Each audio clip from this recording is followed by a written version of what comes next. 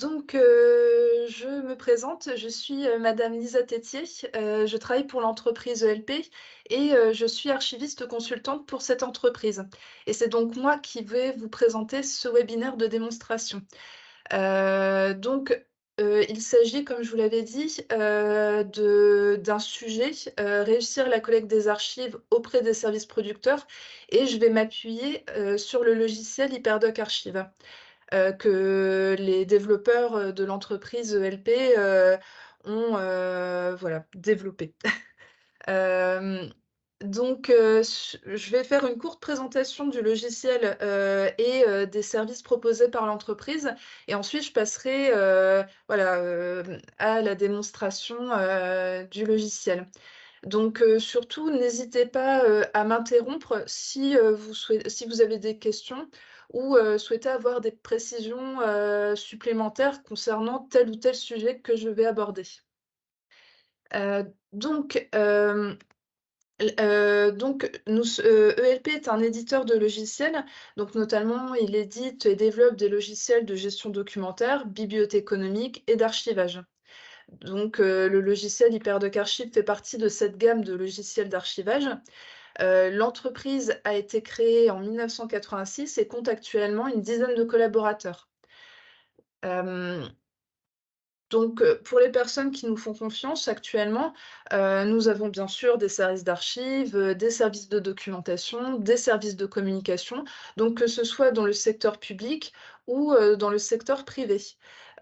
Par exemple, nous avons, une collectivité, qui a acquis le logiciel HyperDoc Archive et ce qui est très intéressant, c'est qu'elle va, constituer un réseau de correspondants archives.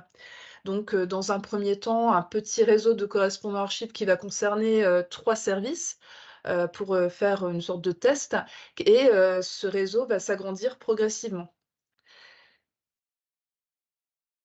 Alors pour vous parler, plus généralement d'HyperDoc Archive, il s'agit d'une solution vraiment d'archivage, qui intègre tous les outils, pour, collecter, classer, et indexer, ainsi que conserver et gérer la communication des archives physiques et des documents électroniques qui sont liés.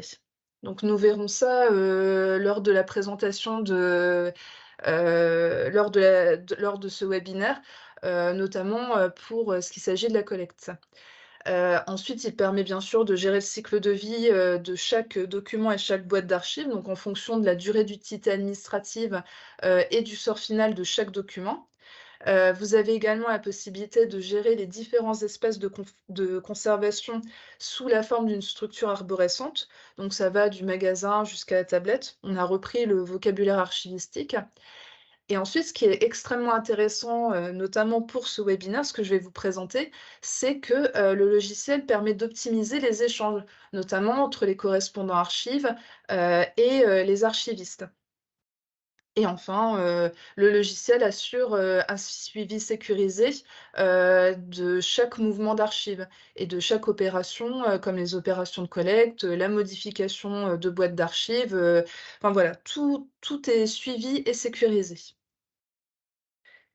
Alors, dans ce webinaire, je vais d'abord, vous présenter la manière dont sont constitués et gérés, un réseau de correspondants d'archives, notamment en m'appuyant, sur les fonctionnalités du logiciel. Comment créer un bordereau de versement simplifié, donc extrêmement simplifié, pour, disons faciliter, la mission du correspondant archive. Ensuite, comment, transférer le bordereau de versement au service des archives et enfin pour, les correspondants et même pour les utilisateurs ou collaborateurs de manière générale, comment retrouver et demander la communication des archives. Donc tout ça pour répondre à la question: comment réussir la collecte des archives auprès des services producteurs? Et même comment réussir, la communication des archives, auprès des services et auprès des collaborateurs d'une structure. Je vais, accéder maintenant au logiciel HyperDoc Archive. L'archiviste, peut accéder au logiciel à partir d'un identifiant et d'un mot de passe et ce sera le cas également pour, les correspondants archives. Donc vous avez ici, comment dire? Un ensemble de menus qui va permettre finalement à l'archiviste, de pouvoir accéder, notamment, au stockage, à la gestion de la communication des archives, également à la gestion des versements, hem, voilà, si par exemple il souhaite aiguiller, le correspondant, dans, la création de son versement. Et ce qui est très intéressant également, donc je vais passer à mon grand 1, constituer un réseau, de correspondants. Parce qu'en fait, comme vous le voyez ici, vous avez ici, une arborescence, qui représente, si par exemple vous avez, plusieurs établissements, répartis sur le territoire, ou voilà, si vous avez plusieurs établissements à gérer, vous avez la possibilité d'enregistrer plusieurs établissements et ainsi lier ces établissements à plusieurs services. Et dans chaque service, vous avez une liste d'utilisateurs et de correspondants également. Donc, comme vous pouvez le voir ici, le service juridique a, par chance, 2 correspondants archives. Mais bien sûr, ces correspondants peuvent gérer les archives de plusieurs, services dans un établissement. Ça, c'est selon, finalement, les besoins, de l'archiviste. Donc l'archiviste a la possibilité, de gérer ses différents correspondants, à partir de cette arborescence. Et si, je me rends par exemple, dans la fiche détaillée d'un correspondant, ici, donc vous avez ici les informations qui sont liées, au correspondant archive du service juridique. Et donc, par exemple, vous pouvez accorder, des droits de validation, et des droits de versement, par exemple, pour ce correspondant, ici. Donc, par exemple, là, à l'heure actuelle, ce correspondant archive a la possibilité de verser des archives pour son propre service ici, mais également pour la direction des systèmes d'information, par exemple. Mais vous avez bien sûr la possibilité, de jouer. Je vais revoir voilà, la dimension de mon écran. Vous avez, donc, la possibilité de paramétrer les droits, de ce correspondant. Et vous avez également la possibilité de lui donner des droits supplémentaires ou lui enlever, des droits pour, notamment accéder aux différentes fonctionnalités du logiciel. Donc par exemple, ce correspondant a le droit de consulter, les archives de son propre service, consulter les archives, d'un établissement, pourvu que le délai de communicabilité soit atteint. Voilà, il a la possibilité d'avoir différents droits.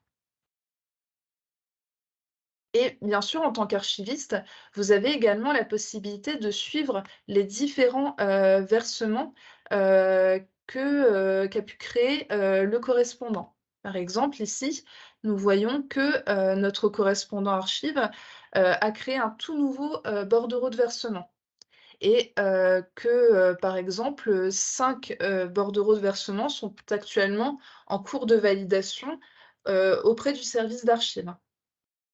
Comme ça, au moins, l'archiviste, a toujours la possibilité, de contrôler ce que peut faire le correspondant et également de pouvoir l'accompagner, lors de la création de son bordereau de versement, ce qui est vraiment très, très intéressant. Et ensuite, de manière plus large, si je me rends, dans les différents rôles ici, vous avez la possibilité d'administrer les droits. Ah, quelqu'un s'est connecté. Je fais une courte pause pour accepter, la demande de cette personne, pour accéder à la réunion. Donc comme je le disais, vous avez la possibilité d'administrer, des droits à un ensemble, à votre réseau finalement de correspondants archives, ici. Donc par exemple, l'ensemble des correspondants ont le droit, de consulter les archives de leur propre service, de pouvoir consulter également, les plans de classement de chacun de leurs services, donc plan de classement, mais également tableau de gestion. Et ils ont également la possibilité, et ça c'est un droit à accorder selon vos besoins, ils ont la possibilité de valider une proposition de destruction envoyés par le service des archives. Et vous avez bien sûr ici une liste, la liste complète des correspondants archives qui constituent votre réseau.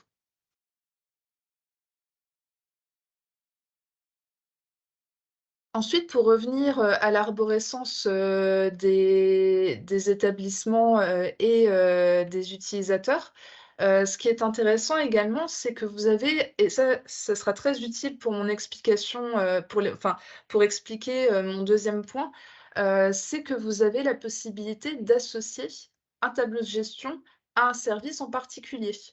Donc ce qui va vraiment ce qui va vraiment faciliter le travail du correspondant pour classer, ces boîtes d'archives. Donc, par exemple ici, je peux voir que, le service juridique de mon premier établissement est rattaché à 2 tableaux de gestion. Le service juridique et la direction générale. Mais vous avez bien sûr, la possibilité d'ajouter, un autre tableau de gestion ici, qui pourrait être assez pertinent, et qui serait utilisé, par, le service juridique.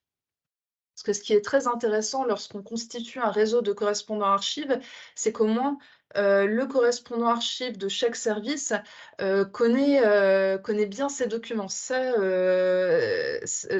est d'accord là-dessus.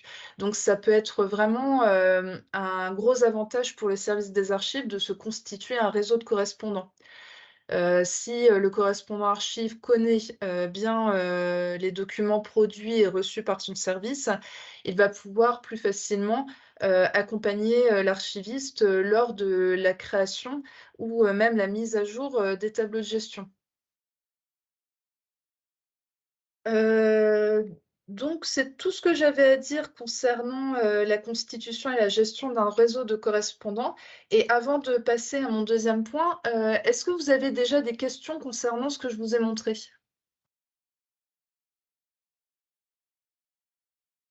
Pour l'instant, non. Je vais passer à mon deuxième point. Donc comment, le correspondant archive va pouvoir, alors je vais, juste vérifier, voilà. Donc je vais passer à mon deuxième point. Comment créer, un bordereau de versement simplifié en tant que correspondant archive?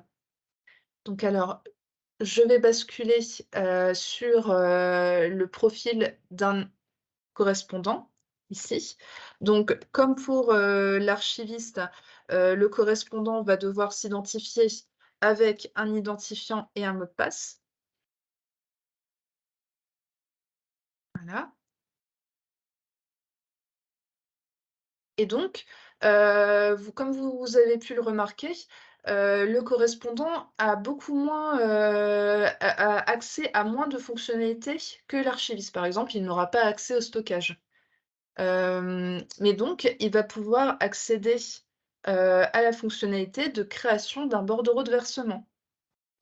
Et comme vous pouvez le voir, ici, le correspondant va tout d'abord renseigner, les informations liées à l'entête du bordereau de versement.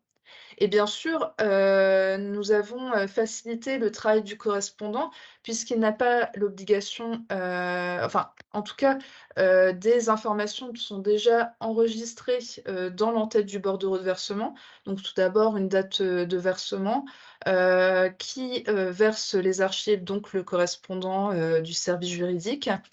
Hem Si par exemple, le correspondant a la charge, de collecter, les pour, différents, services, il peut à ce moment-là sélectionner par exemple son propre service ou un tout autre service par exemple. Donc on va rester sur le service juridique et finalement, le seul travail qu'aura à faire, le correspondant, ce sera de finalement sélectionner un tableau de gestion.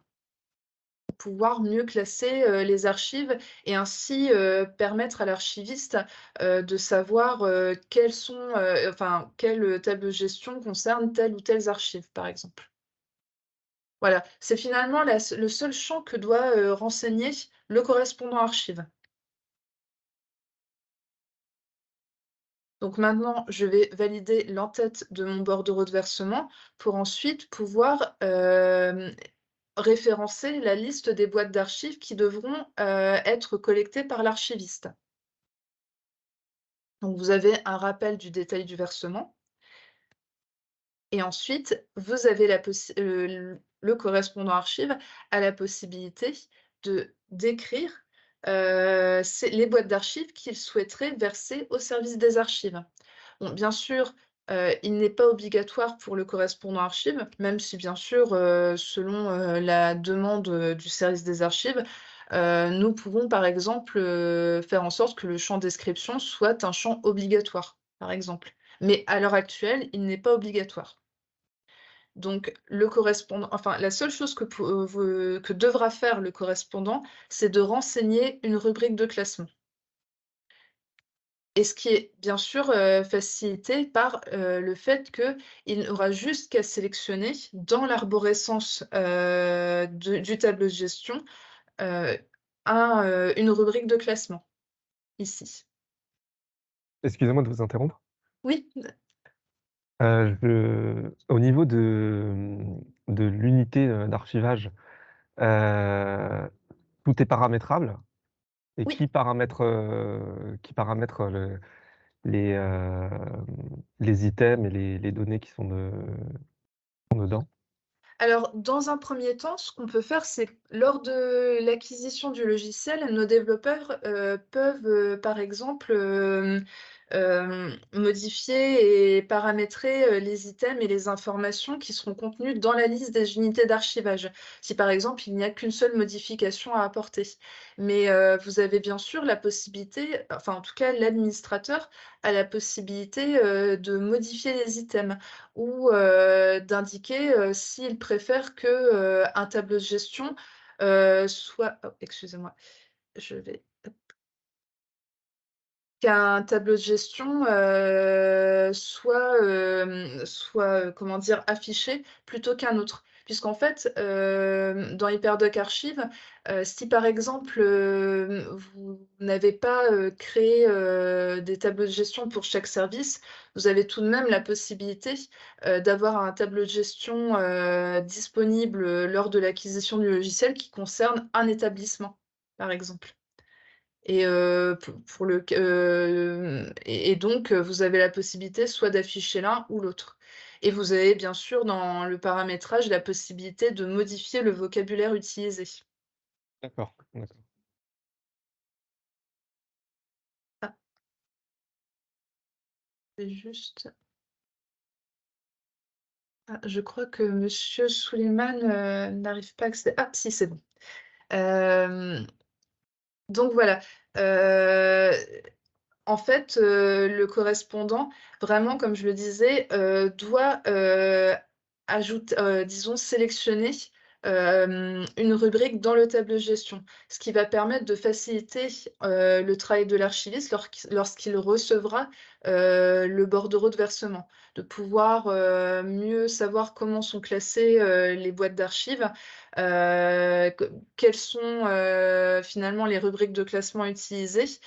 Donc par exemple, si je choisis, hem, voilà, une première rubrique de classement chrono, je vais, décrire la boîte d'archives. Donc par exemple, correspondance, hem, envoyée par, tiens, madame Durand, par exemple.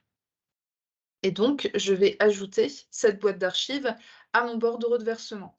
Et si par exemple il s'agit, d'archives sérielles, le correspondant n'a pas l'obligation, de à chaque fois passer par une description, choisir la rubrique de classement, éventuellement, choisir des dates extrêmes. Il peut par exemple dupliquer, sa boîte d'archives et ensuite, modifier l'intitulé, les dates extrêmes, voilà, par exemple 2021, 2022 par exemple.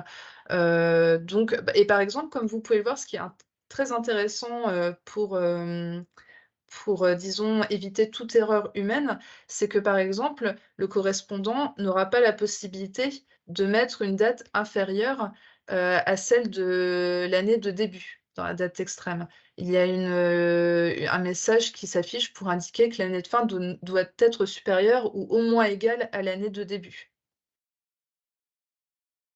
Voilà. Hem Et donc, le correspondant peut ajouter autant de boîtes d'archives qu'il souhaite.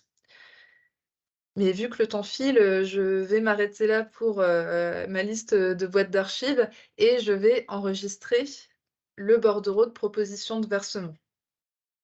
Donc là, en tant qu'archiviste, en tant que correspondant archive, donc j'ai bien renseigné mon en-tête, de versement. J'ai également, complété ma liste de boîtes d'archives qui sera liée à ce versement. Je ne vais pas trop m'attarder dans ce webinaire, sur, l'ajout, de documents électroniques ou de documents numérisés, mais si ça vous intéresse, j'organise un webinaire, sur, la gestion, des documents, électroniques demain à 14 heures. Donc à ce moment-là, je partagerai un lien, dans la conversation pour que vous puissiez vous inscrire si vous êtes intéressé par, la gestion, des documents électroniques, notamment lors d'un versement. Et ensuite, une fois que j'ai complété mon bordereau de versement en tant que correspondant archive, je vais transmettre la demande au service des archives. Et bien sûr, j'ai tout à fait entre-temps la possibilité d'ajouter une boîte d'archives, bien sûr de modifier le contenu, de ma liste et de mon bordereau de versement ou de tout refaire et supprimer le versement, par exemple. Donc je vais, transférer ma demande au service des archives et donc je vais passer à mon troisième point, donc transférer le bordereau de versement au service des archives. Alors, donc comme vous avez pu le voir, j'ai transféré, mon bordereau de versement au service des archives et je vais basculer à nouveau, du côté, du profil d'archiviste pour vous montrer comment est réceptionné ce bordereau de versement. Donc un deuxième portail est accessible à l'archiviste pour pouvoir, gérer le bordereau de versement. Donc gérer le bordereau de versement, sa réception, jusqu'à son stockage, comme vous pouvez le voir ici. Ensuite, vous avez bien sûr, la possibilité, de traiter, ensuite, les boîtes d'archives issues du versement, à l'issue de leur durée d'utilité administrative. Donc, par exemple, de pouvoir suivre et administrer, la destruction des boîtes d'archives de manière contrôlée ou leur conservation définitive. Et là, comme je peux le voir dans versement en attente de validation, j'ai bien ici, mon, bordereau de versement, qui a été envoyé par le correspondant SJ1, donc service juridique. Et donc l'archiviste a la possibilité d'accéder au bordereau de versement, de pouvoir le contrôler ici. Donc, vous avez bien ici, là je n'ai choisi qu'une rubrique de classement issue du tableau de gestion, mais il peut y en avoir bien d'autres.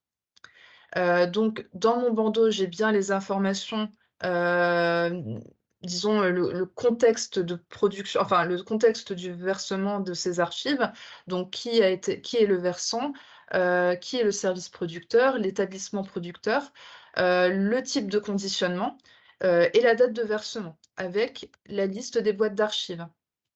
Avec bien sûr une référence unique, pour, chaque boîte d'archives, qui est automatiquement proposée par le logiciel.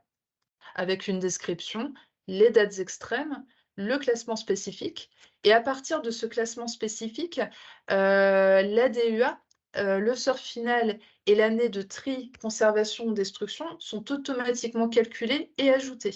Puisqu'en fait, chaque rubrique de classement est liée à des informations sur la DUA et le sort final. Donc en fait, un calcul se fait automatiquement, pour, calculer, l'année de tri, conservation, destruction et l'année de communicabilité. Et donc l'archiviste, s'il voit que le bordereau de versement a été correctement, renseigné, enfin en tout cas la liste des boîtes d'archives, a été correctement, renseignée, il peut accepter le versement. Ou dans le cas contraire, il peut refuser le versement ici en ajoutant des informations sur le motif de refus. Donc par exemple des indications supplémentaires. Si, par exemple, une boîte n'a pas été assez bien renseignée ou s'il faut séparer, une boîte d'archives en 2, enfin que sais-je. Et ensuite il a la possibilité de valider, le versement, enfin de valider son refus ou d'accepter, le, bordereau de versement et à ce moment-là, il passe sous le statut «en cours de traitement» pour qu'ensuite l'archiviste puisse, disons compléter ce bordereau de versement avant son stockage. Est-ce que vous avez des questions concernant, cette partie? Pour l'instant, non. Donc je vais passer à mon dernier point qui est, comment retrouver et demander la communication des documents auprès du service des archives. Donc je vais à nouveau basculer, sur le profil du correspondant, 1. Et comme vous pouvez le voir, sur la page d'accueil, le correspondant archive a la possibilité de faire une recherche simple. Mais bien sûr, ensuite, je vous montrerai plutôt, les formulaires de recherche, notamment, si, le correspondant archive veut retrouver, une boîte d'archives, veut retrouver, un document. Mais nous allons rester sur, la recherche d'une boîte d'archives. Et si vous êtes intéressé par la recherche de documents, je vous invite, à vous inscrire au webinaire de demain après-midi. Donc par exemple, je suis un correspondant qui recherche des boîtes d'archives, concernant la collaboratrice madame Durand, qui, fait partie de son service et je peux accéder à ces boîtes d'archives ou en tout cas en demander la communicabilité. Donc en tant que correspondant archive, je peux, par exemple, faire une recherche simple sur tous tous les, madame Durand qui sont enfin toutes les occurrences madame Durand qui sont stockées dans, le logiciel. Et donc comme on peut le voir ici dans les résultats de recherche, voilà, j'ai un ensemble, de résultats de recherche concernant à chaque fois madame Durand. Et bien sûr, le correspondant, peut, à partir du formulaire de recherche, préciser, préciser sa recherche. Par exemple, il peut, s'aider, d'un tableau de gestion avec une rubrique du tableau de gestion, mais également, s'il souhaite, par exemple, ne voir que, les archives de madame Durand entre telle ou telle période, par exemple entre l'année 2000 et l'année 2002, voilà.